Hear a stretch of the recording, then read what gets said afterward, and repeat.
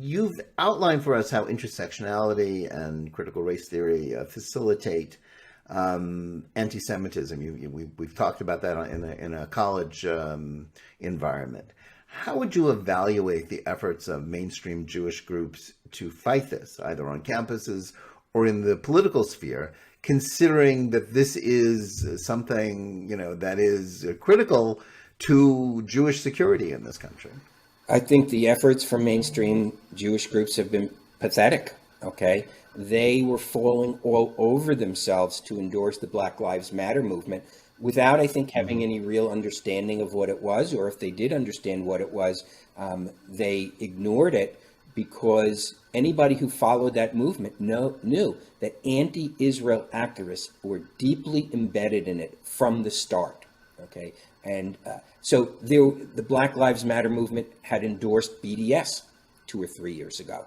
But you have all these Jewish, purportedly pro-Israel groups who wanted a virtue signal and wanted to jump on the bandwagon. And frankly, I think we're afraid these mobs would come for them, and jumped right on the bandwagon without really understanding it. And that created a problem because, as many people say, you can endorse a movement to give equality and fair treatment to all people, including Black people, and you can endorse a movement that supports and values Black lives without endorsing this particular group and this particular movement, which is highly manipulative.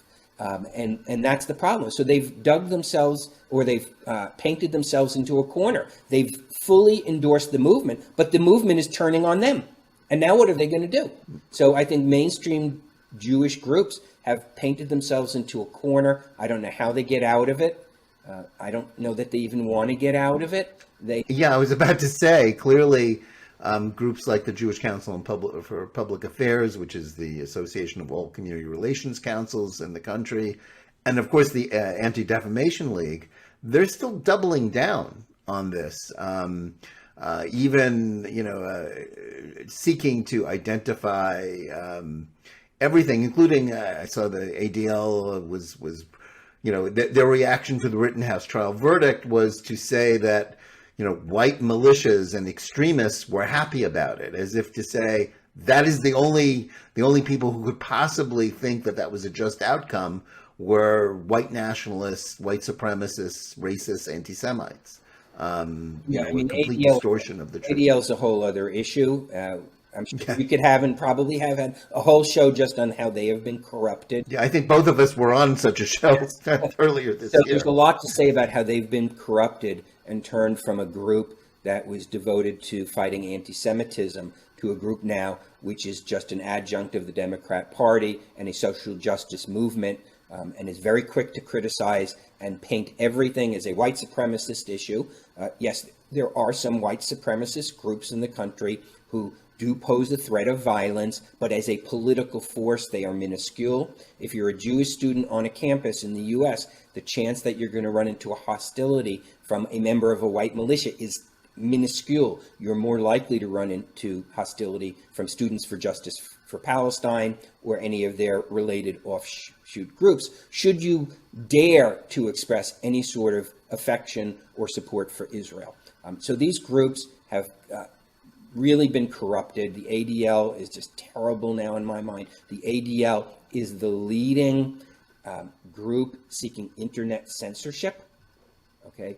Yes. They said they want it, and they couch it in terms of, well, we don't want hate speech on these different platforms. Well, nobody wants hate speech on those platforms, but who gets to define hate speech? Let me tell you, ADL, on virtually every campus in this country, you know what is considered hate speech? Expressing support for Israel. And there are people who would take what you're doing and use it to ban Zionist groups on campus in a heartbeat. So ADL is going down a very dangerous road where they are not distinguishing between people who pose a threat of violence versus people who they just don't agree with. Because on campuses, Israel is unpopular, and using the ADL standard, if the students on campuses use the ADL standard of hate speech, every pro-Israel group would be banned.